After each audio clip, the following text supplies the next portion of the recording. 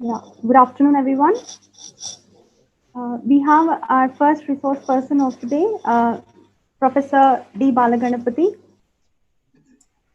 Sir is presently heading the Department of Philosophy at University of Delhi, New Delhi, and he has more than 2 decades of teaching experience. His research interests are in the areas of Indian philosophy, philosophy of religion, social and political philosophy.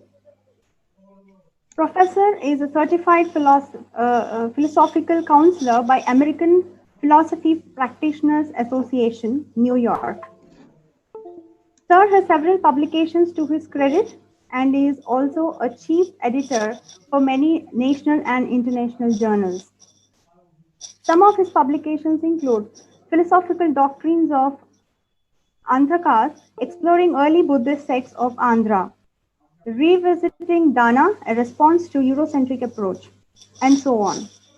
He is presently working on a project titled Yoga Consciousness in Mahabharata, the ethical value for societal and political well-being. He has completed a major funding research project from ICSSR, that is Culture Through the Labyrinth of Globalization, a study of popular imaginations and alternative narratives of digital and non-digital Telugu literature. He is serving as a regional coordinator, India, of Council for Ethics and Values, Ramanujan College, New Delhi. He is a Chancellor nominee for the Board of Management of Mohanlal Sukhadia University, Udaipur. He was the chairman of the governing body of Maitreyi College, New Delhi. He is a member of the governing body of Bhagini Nivedita College, New Delhi for the year 2021. He was a member of the review committee of Indian Council of Philosophical Research constituted by MHRD, Government of India. We welcome you, sir, to talk about today's theme, that is imparting value education. When a person is at the crossroads, the inherent values should actually dictate the right path. Who instills these values? Obvious answer is a teacher who plays a very vital role. And how he or she can do this and what difference the values can make to the society is what Professor D. Balaganapati would enlighten us about today. Over to you, sir. Thank you so much. Namaste. Thank you, Kartika, for that kind introduction. I hope I am audible, right? Yes, sir. Yes, sir, you are. Yeah, thank you. Gurave Sarvalokanam, Bhishaje Bhavaroginam, Nidhaye Sarvavidyanam, Dakshinamurtaye Namaha. My salutations to the first noted guru in Indian tradition. The chief guest of today's function, distinguished jurist, Justice L. Narasimha Reddy Garu, keynote speaker of today's inaugural session, Professor V. Ushakiran Garu, Principal of the college, Dr. J. Nageshwar Rao Garu, Mrs. Umadevi Garu, and Mrs. D. Lakshmi Kartika, convener of the event, and other distinguished and esteemed co-speakers of the FDP who have also joined us today, and the dear participants, organizing team, and other distinguished invitees. Let me at the outset thank,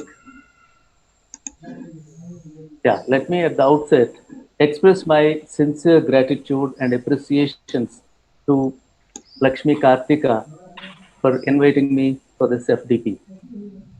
I'm here only because of her. She has continuously kept in touch and then persuaded to join this event. On this special occasion of Raksha Bandhan, I wish her all the very best and for her future endeavors.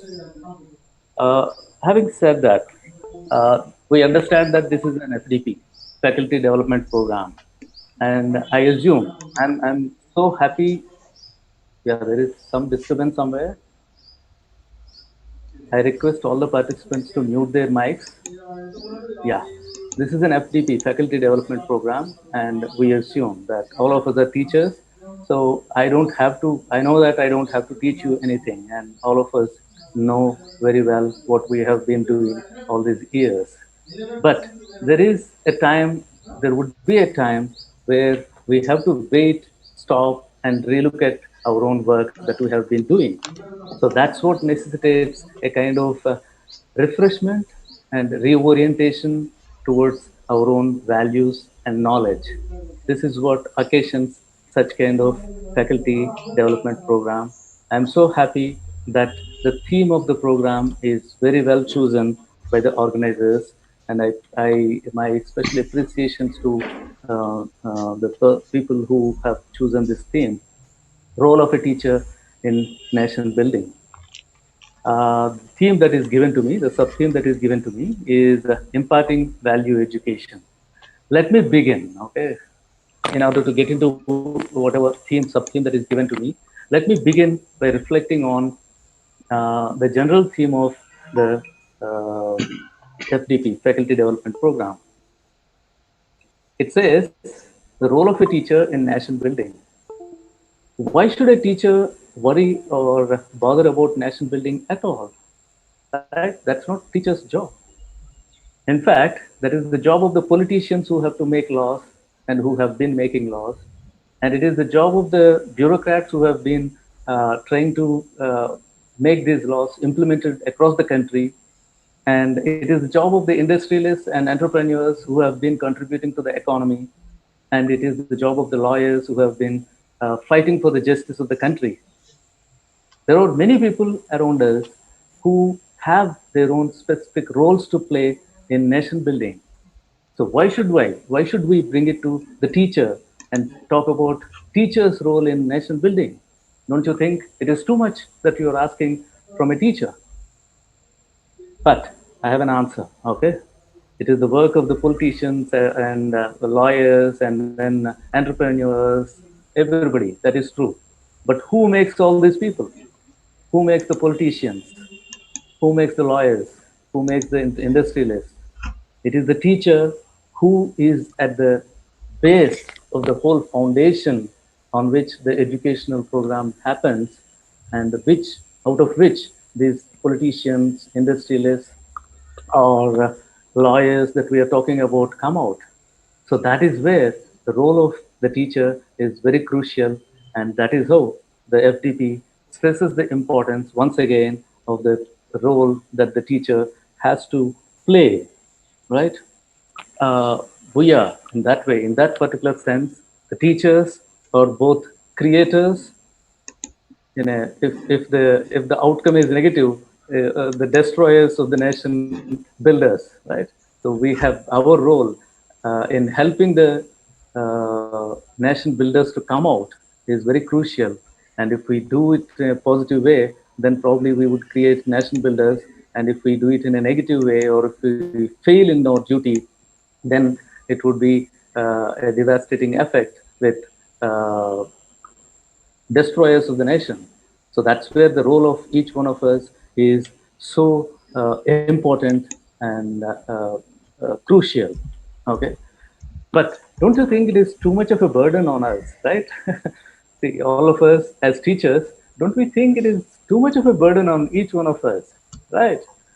How do we bear this burden once you think that whatever I'm going to do in the classroom is going to really create a world which would be probably harmful to all of us, that thought itself would really create a disturbance in our minds, and that reflection is very much required, right?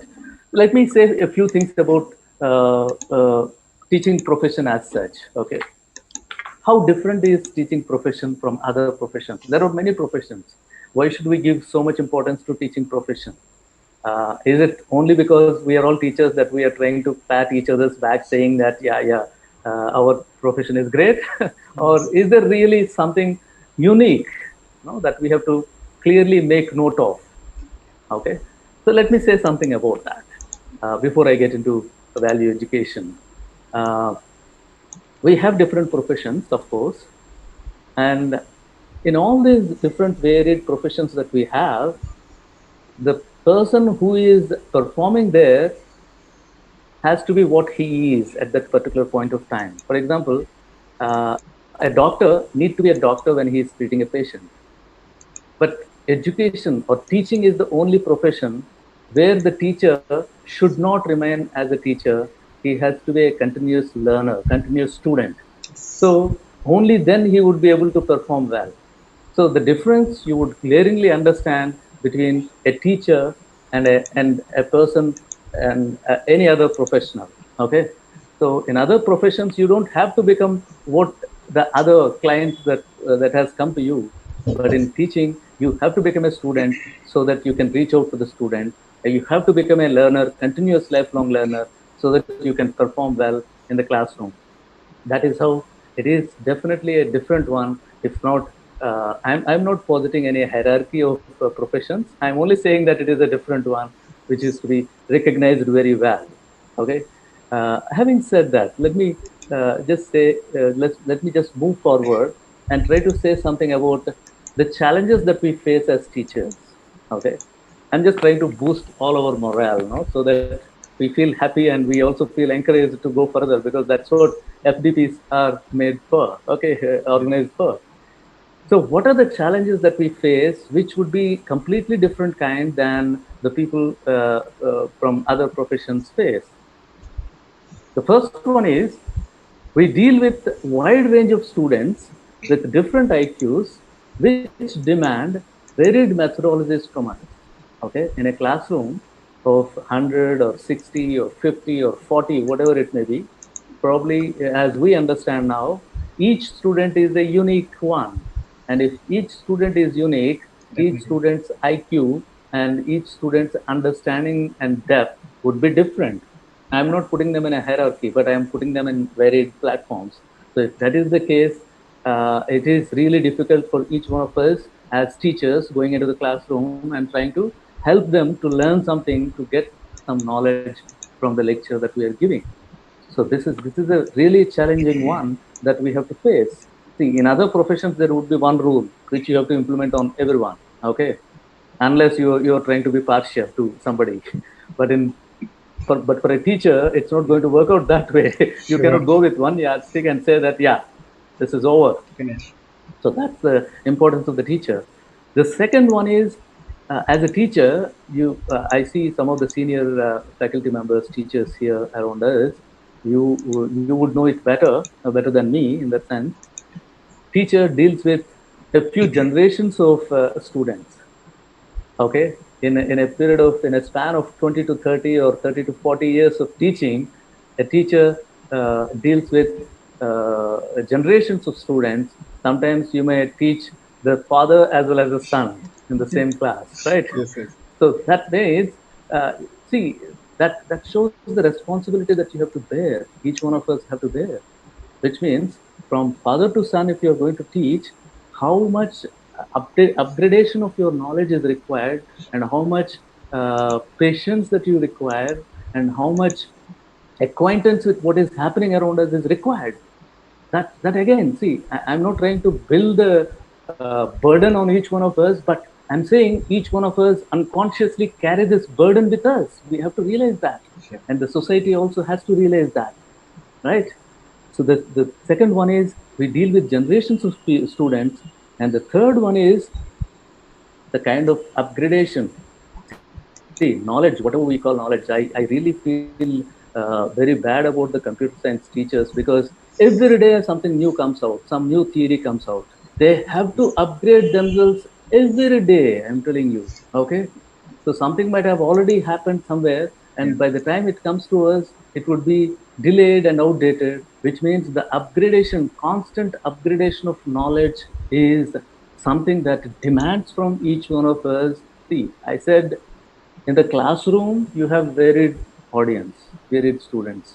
And then even these students, intergenerational students that you would be dealing with, along with these two, something that continuously happening elsewhere in the world is to be updated in your brain so that you can perform well in the classroom, which is again tells us that how much pressure that the teacher would be in performing well in the classroom. And the third one is, requirements of the system.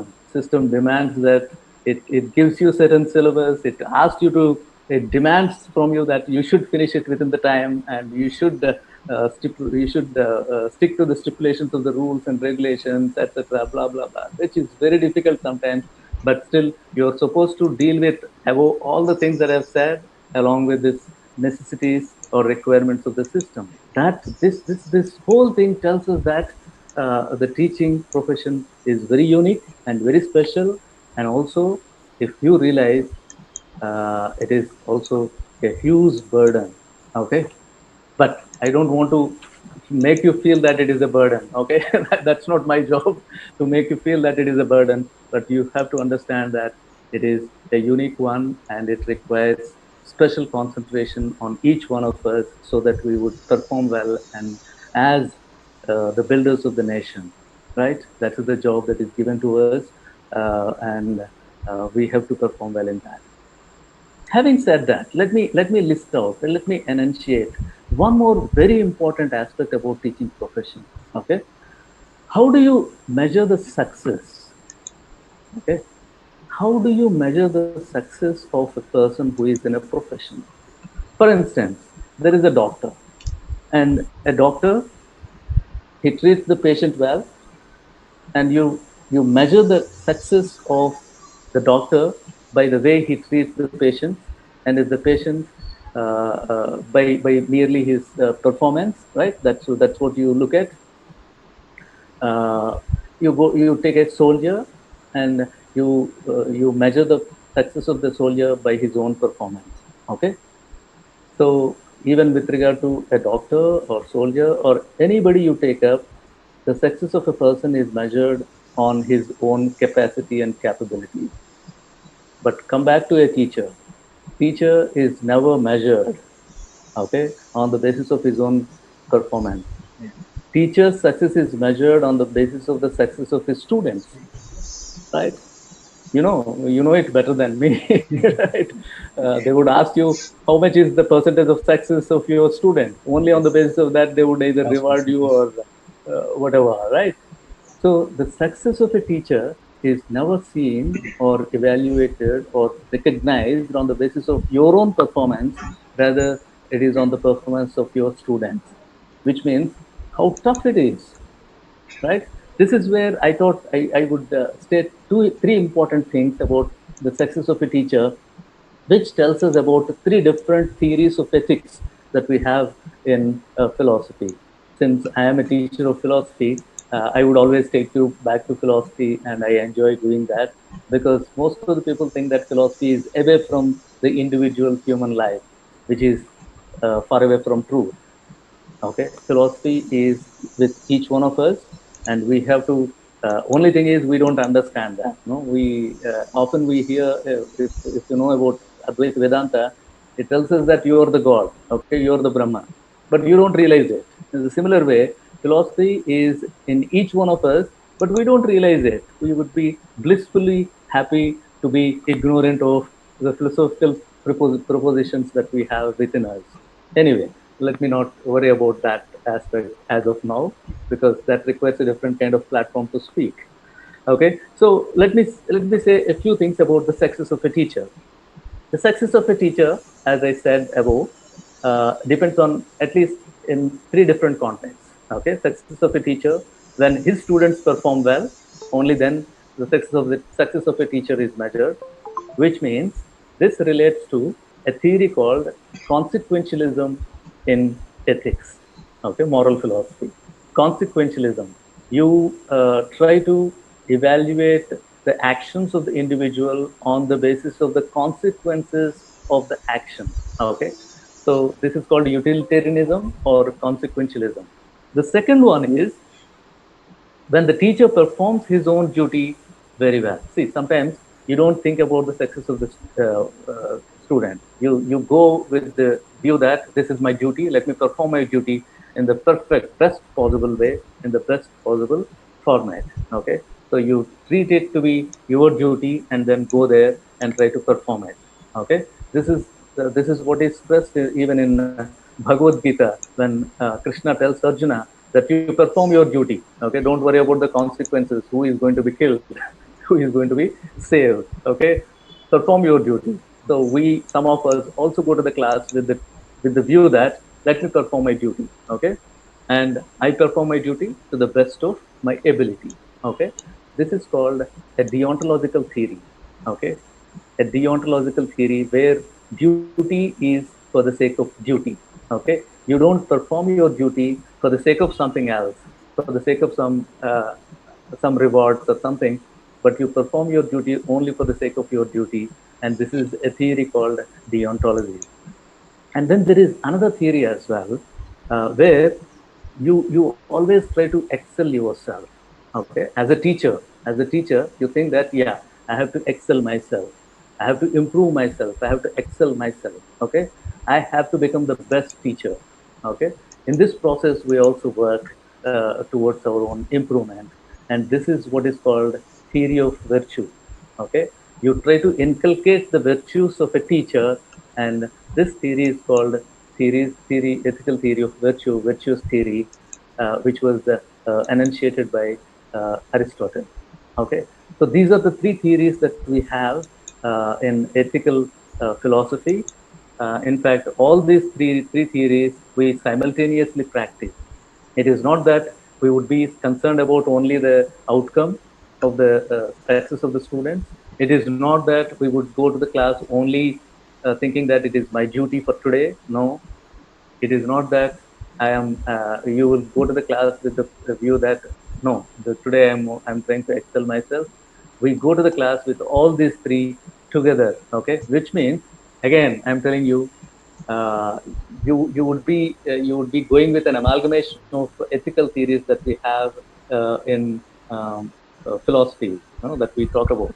Because when you talk about virtue, when you talk about values, it comes basically under the domain of ethics. That's where I thought I should introduce you to these three theories: utilitarianism, deontology, and virtue theory, which are very important and prominent in philosophy. Okay.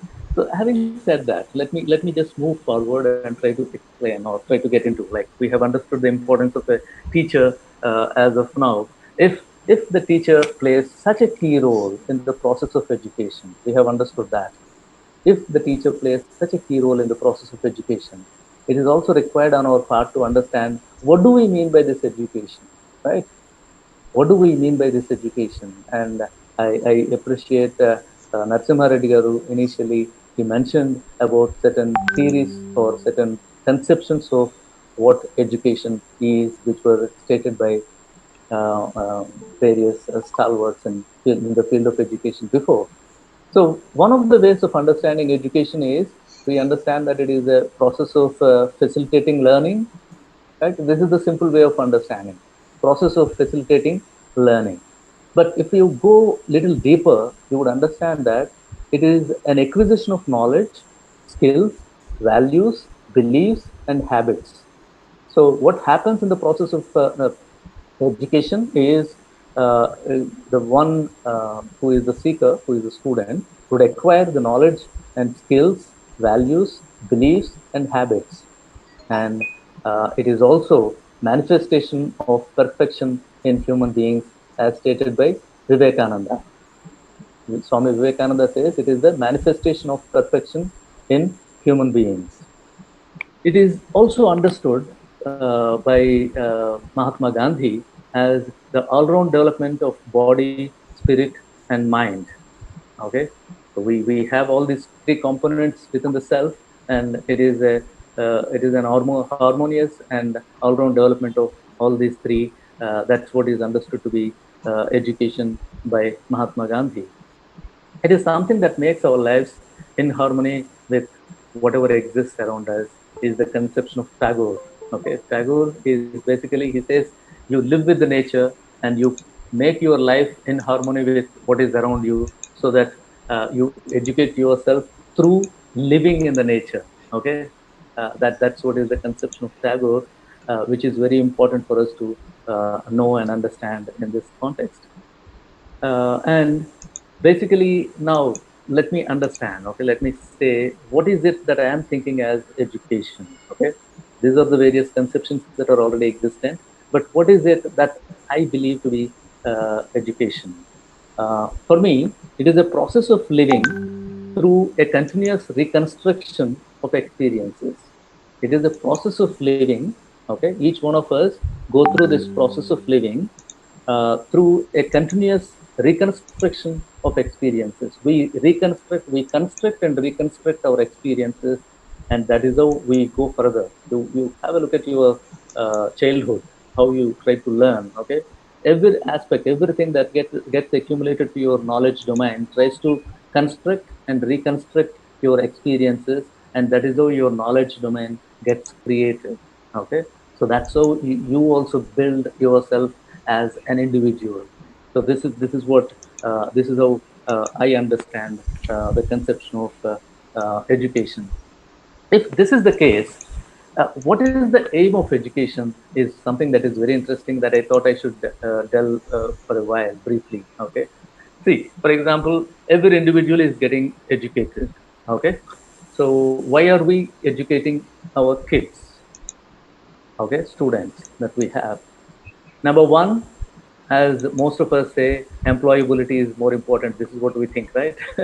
So if we take that to be the first, though it is not the primary, but to be the first one that comes to our mind, uh, I would articulate it in a different way. Okay, the aim of education is to enhance the person's abilities to be productive. Okay, and I just articulated it in the same way, employability. Okay, enhancing person's ability to be productive. Okay, to be productive to himself and to the society as well. Okay, so which means he should get a job and he should earn some money so that he can take care of his family. So the first one is more towards the individual, where productivity, ability, enhancement of the ability towards productivity is first. If you take the second one, okay, second one is very important to me, where we have to spend more time. Okay, the second aim of the education, integrated one. This is not separate one. This is an integrated one, but this is the most important one for me, at least. Second aim is responsible in playing his role as a, see, education, aim of the education is to make the student responsible in playing his role as a member of the family. Okay, the first and foremost thing is to make him responsible in playing his role as a member of the family, and then member of the society, and then member of the state. Okay, the process of education, whether you are teaching science, or whether you are teaching computers, or whether you are teaching literature, or whether you are teaching political science or sociology, the end output that we are looking at is that he should be productive to himself, agreed, but he should be a responsible member of the family at the minor level, at the focused level, and then at a somehow broader level, a responsible member of a society and a responsible member of the state. Okay, this is the goal which is very important to each one of us when we are teaching the student. That is how classroom teaching is not everything in the process of education. Classroom teaching is only probably 30 to 40% of what we impact on the student, right? Outside the classroom, how you deal with them, and inside the classroom as well, outside the lecture, how you deal with them is very important in contributing to their enhancement of their character, right? So this aspect is very important. This is where I hope you remember that our keynote addressee, ma'am, she has mentioned about new education policy, okay, which talked about making responsible citizens.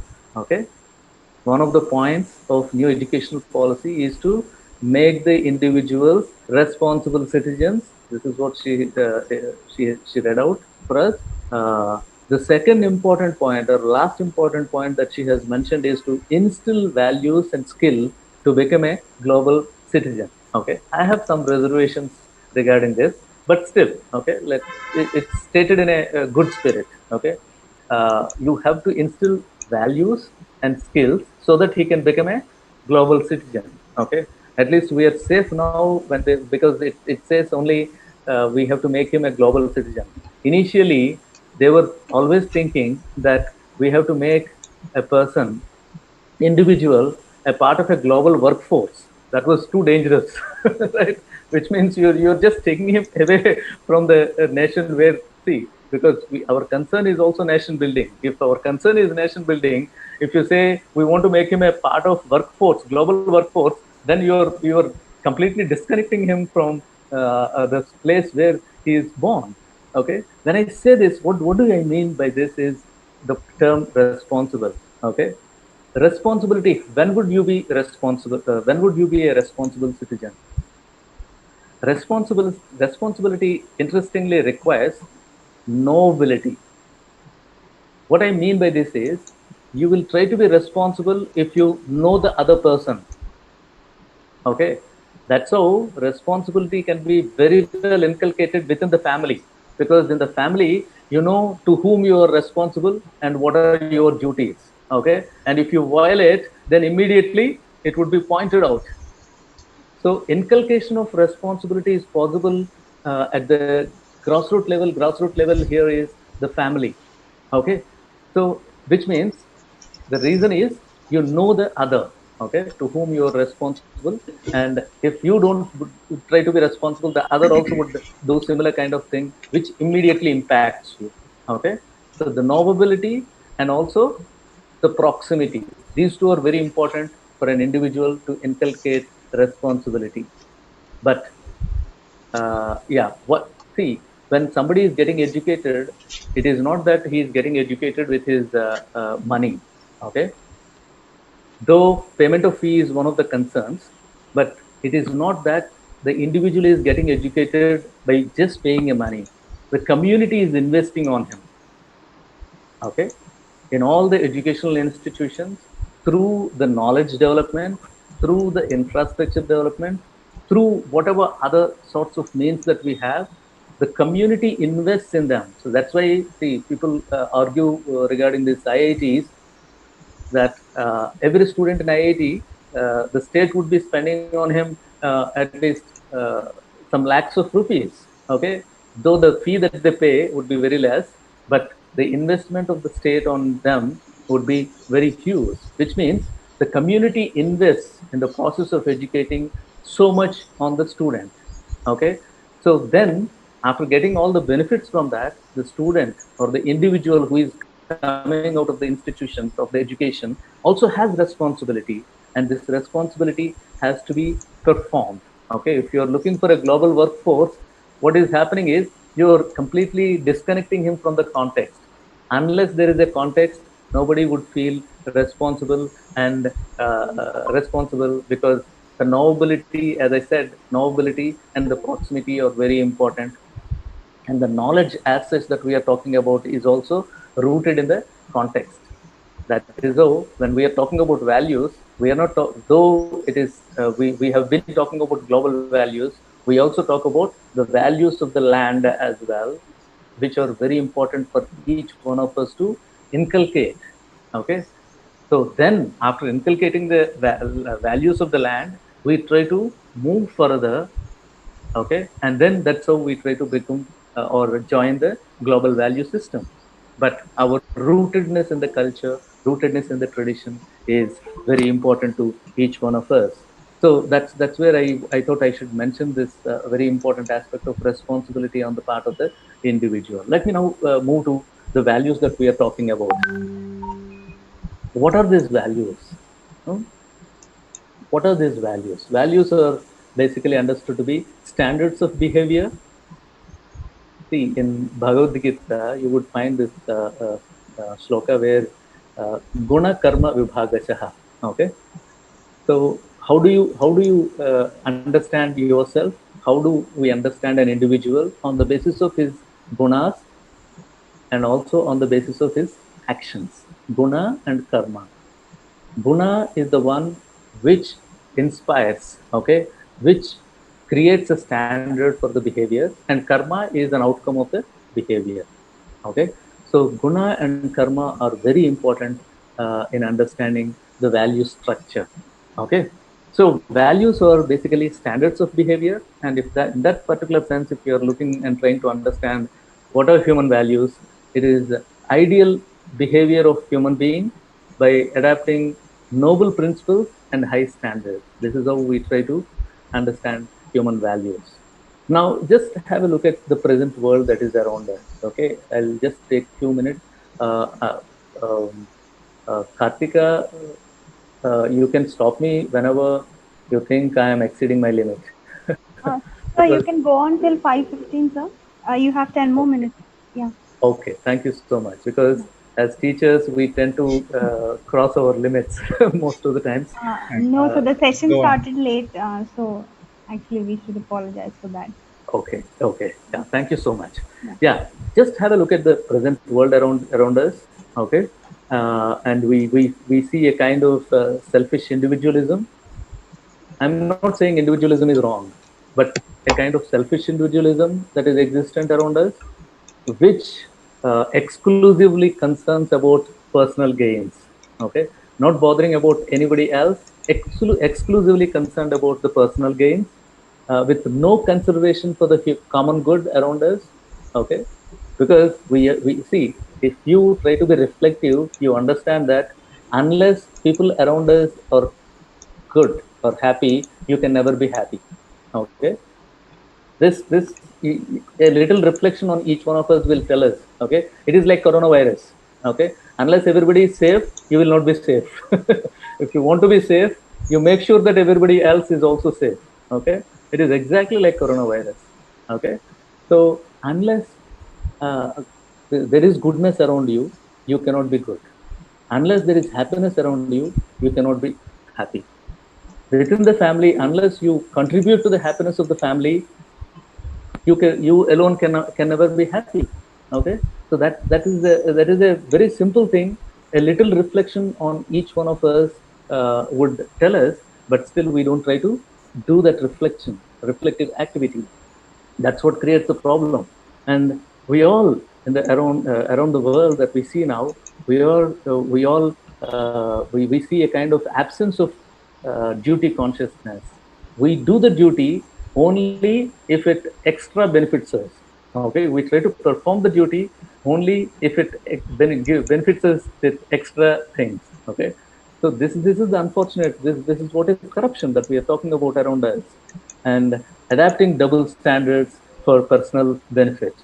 And we most of the times we see around us a kind of double standards that we adapt for the self benefit, and also unfortunately we seek out of the turn advantages, and we have become immune to a kind of sensitivity that everyone requires. That's where we say we have to relearn to be human. We are human beings, of course, we don't deny that, but now time has come, we have to relearn to be human. Right, because we forgot what is humanity and what is being human. So that's where the role of the teacher is very important. And we see quantity of knowledge is increasing, but the quality of life is deteriorating. All kinds of human development we see around us, but life is becoming very cumbersome. And good number of institutions have grown. Okay, if you look at the number of institutions from 1940, good number of institutions have come, but less number of civilized and cultured people that you see around you. Good number of educated people are coming out of the institutions, but if you look at the behavioral labs around us, it's really disturbing.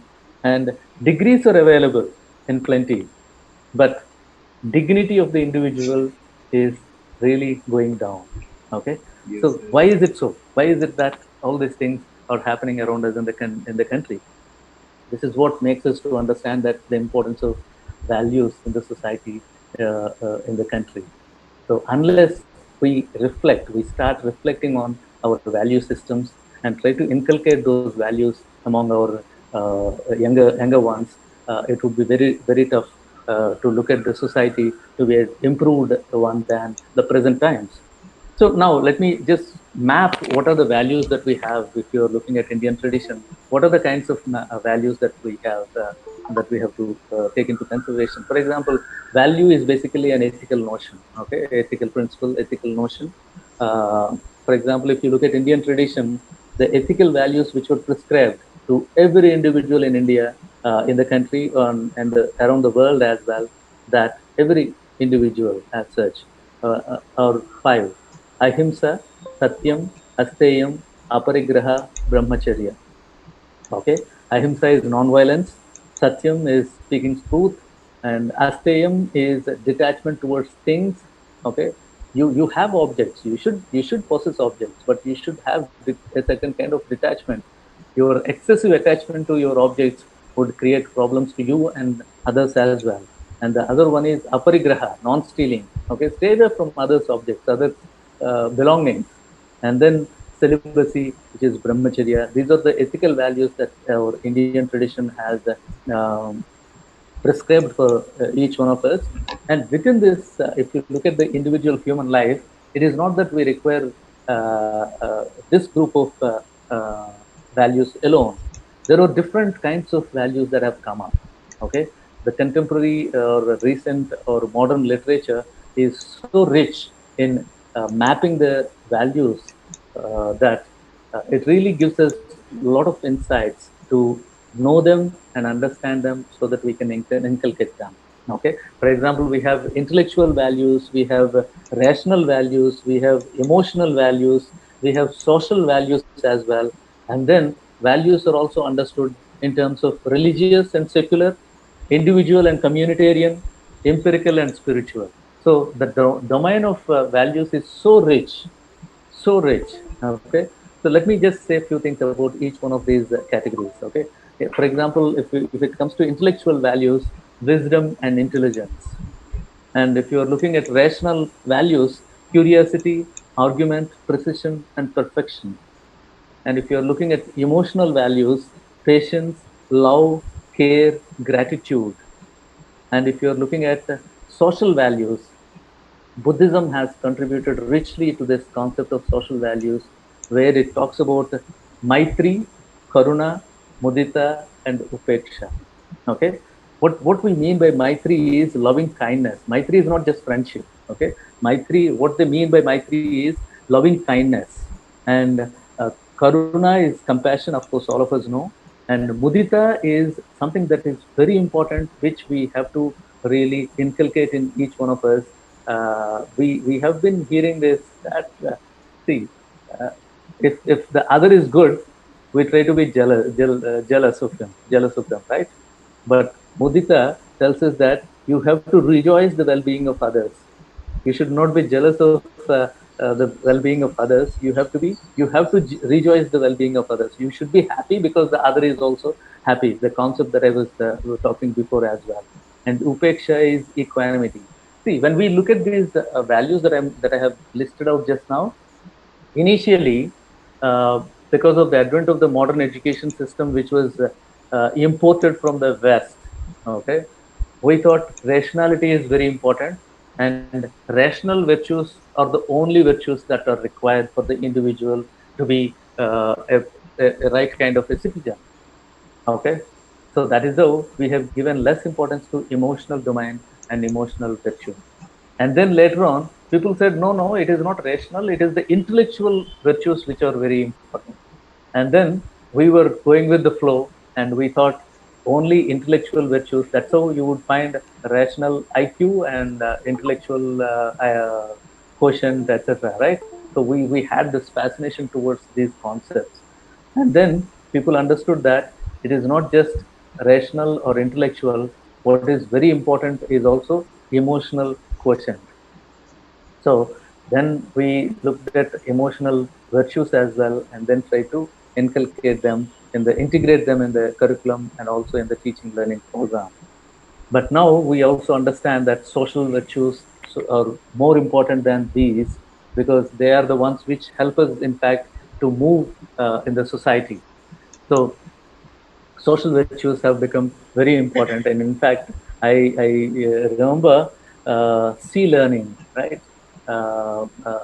a wonderful concept that that was developed under Dalai Lama. It's called C-learning, social, emotional, and ethical learning. Okay, so this is being adapted in various universities and various educational institutions, starting from school curriculum onwards, which is being working really well. So this is what is also required at our stage. But see, I talked about ahimsa, satyam, asteya, and then mudita, karuna, and upeksha, all these concepts, right? But how do you bring them to the contemporary life? Okay, how do you see teaching, telling them that yeah, this you have to speak truth, etc., etc. These are good, these are required. I'm not denying the importance of them, but how do you make the student go directly into them and realize the importance of them? That is very important on the part of the teacher. So that's where the role of the teacher as a nation builder or creator of a nation builder comes out strongly. So how do we do that? Okay, for that I thought I did some thought experiment with myself and try to come out with certain points which would be helpful to each one of you as teachers. One is, instead of talking about this, see, these classical virtues and values are very important for each one of our lives. But if you try to explain them through the modern vocabulary, that would be more catchy to the student. Okay, so that's how I came out with a new concepts or new vocabulary which you can use. And this vocabulary is not far away from our everyday use. Okay, for example, instead of talking about truthfulness, etc., you start talking about accountability. Okay, accountability towards accountability to your actions. You each one of us as individuals, we act in the world, and whatever you do, no, because there is a law, the theory of karma tells us that whatever you sow, so you reap. Okay, whatever seed that you implant, the same kind of tree comes out. Whatever action that you perform, the similar kind of result that comes back to you, right? If you do good karma, you will get good result of good karma. If you perform wrongly, then you will only attract bad result. You will not attract good result at all, right? Similarly, if you can teach them about accountability as a virtue, okay, then this gets connected to speaking truth and also not harming anybody. Okay, so that is how I see accountability as one of the important concepts. Accountability to one's actions. Whatever action that you perform, you understand that you are accountable to the outcomes of that action. If you can clearly explain this concept to individuals, students that you find in the classroom, then to some extent this would inculcate strong values in their mind.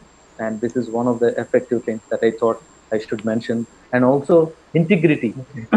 Why should one be why should one have integrity? If you can explain them, okay, that is really going to help us a lot in making the student a very responsible kind of one. Other important virtue that I would enunciate here is cooperation. Okay, cooperative effort. Unfortunately, we only teach them competition. Since we teach them, we stress them only competition and teach them only competition, what happens is failure becomes a big burden for them. Failure becomes a very big burden for them. So if you want to avoid such kind of a nonsensical situation, then what you're supposed to stress and what you're supposed to make the student inculcate within himself is cooperation.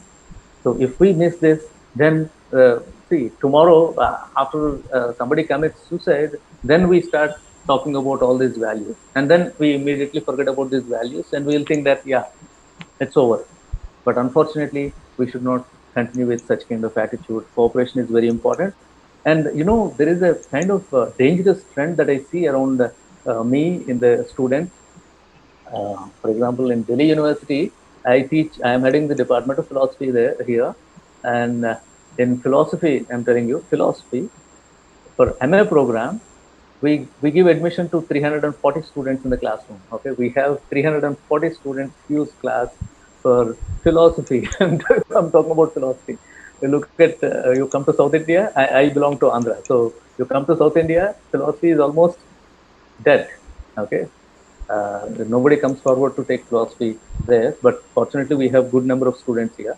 So what I see, which is a very dangerous trend, is for everything, whatever you give, whatever you talk about, people are critical. Okay, there is no kind of appreciation that you see among the individual, among the students. We have to teach them that you have to appreciate things that are given to you. Okay, because there are certain things that are each one of us are privileged in one way or the other.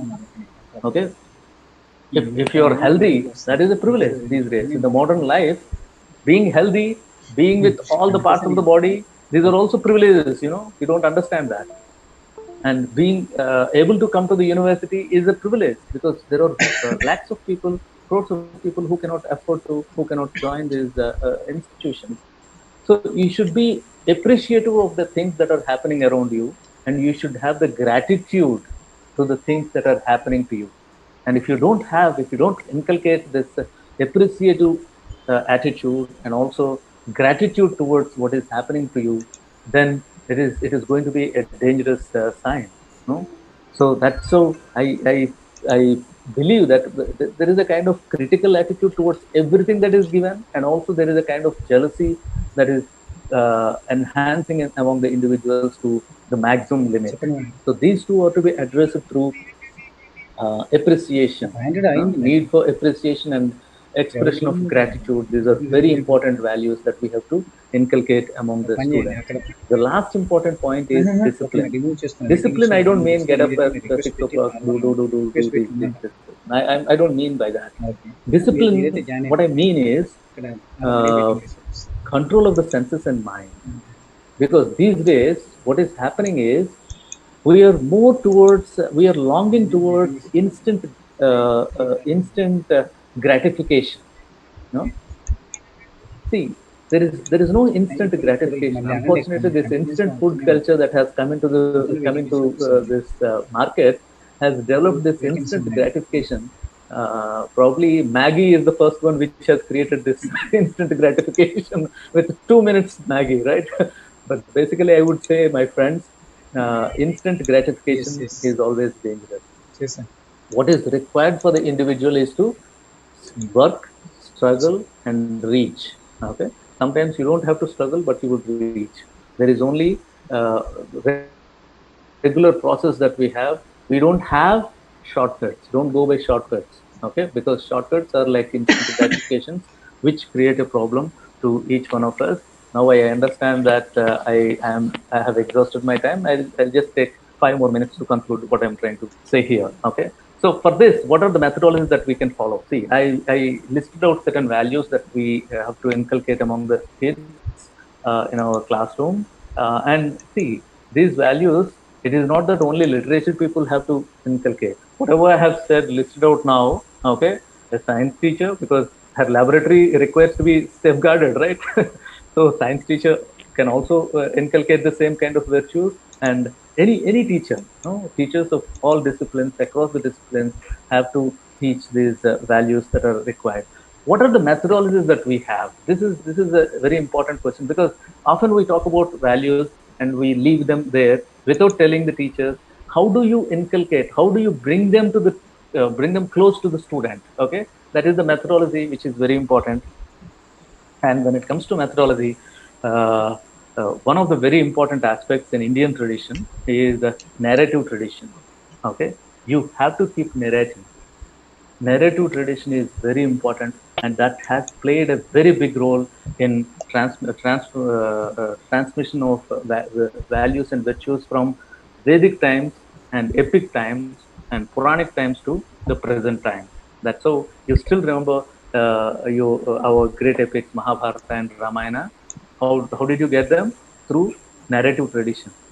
Okay, and I'm glad to know that the convener of this program, Kartika, is working on narrative tradition, and she mentioned that she published an article on that. I feel so happy that somebody is working in this regard, and I think that all the teachers, whoever is there or participating in this, have to take this narrative culture very seriously, and you have to narrate when you try to begin something. you have to narrate a story. You have to narrate good things to the students, because there is a lot of negativity that is happening around us in the society. The public sphere that you see is filled with a kind of negativity, which puts the kid in an ambivalent situation. He will not know what to do. No? It is you who has to anchor him, help him in anchoring, and then sticking to the value system. So the narrative tradition is very important, and rational inquiry that we have to teach them, and reflective learning. No, it's not just learning by rote learning is not going to help. It is the reflective learning which is very important, and most importantly, knowledge has to be self-discovery. Okay, it's not that you teach and he would learn or she would learn. No, it is always a self-discovery. Knowledge is self-discovery. That's why even in Indian tradition we hear the word Atma Vidya. No, knowledge, gaining knowledge is Atma Vidya. And even if you go to early Greek tradition, Socrates says, know thyself. You know yourself. That is how you begin your knowledge. Okay, acquisition of knowledge. So these are very important aspects, and all these values that I have mentioned, they have to be integrated, and they have to be kept in a holistic manner, and they have to be like placed in a harmony so that the individual can grow. I'm not saying that only intellectual values are important or emotional values are important. I'm saying each one of them have a very important part to play in the individual's life, and that is where we have to be integrative in our understanding of these values, and that really helps us to go further. uh, I thought I would also say, how do you as a teacher, because as a teacher, unless you are virtuous, students will not listen to you. See, if the student knows that you always bluff, okay, he will never listen to you if you tell him to be truthful. So we all know that, no? Depending on our character, teachers, students respect us. We all know that. So if that is the case, what are the things that we have to do? What are the things that we really have to take into consideration while dealing with the students is very important.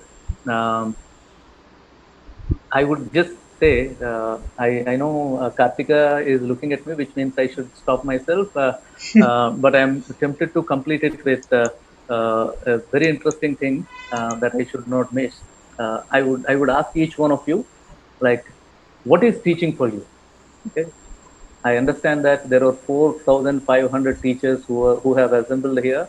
This is probably the largest congregation of teachers that we have today. Right? So if that is the case on this auspicious day of Raksha Bandhan and Rakhi, etc. So what is teaching for you? Each one of you has a conception of teaching, right? Uh, is it imitation? Is it repetition?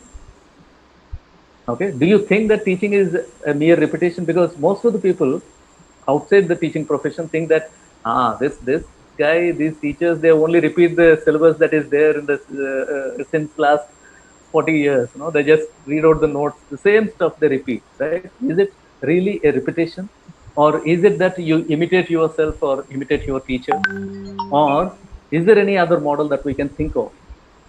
The other model that I have is a stage performance. Okay, somebody goes onto the stage. When you go to the classroom, you go to the stage and you try to perform. But even in this stage performance, what happens is the script is already written. It is a scripted one. Even the language is also scripted, and how you should move is also scripted. So it is not even a stage performance. Teaching, my dear friends, I want to stress this very importantly on this occasion. Teaching is a spontaneous, creative performance. You go to the class, you know that what you have to teach, you know what you have to teach, you know whom you are going to address, on the basis of whom you are going to address. Every time, even if you teach the same lesson, you try to be creative. You try to be spontaneous, because even if you know the language, I don't know what is the next word that I'm going to speak, right? See, I know that I'm going to speak English, that's fine, but I don't know what is the next word that I'm going to speak, because it automatically comes out. In the similar way, it is teaching has to be a complete performance with a lot of spontaneity and creativity, and only that kind of teaching can help the students to get involved and become one with the teaching process that is happening in the classroom.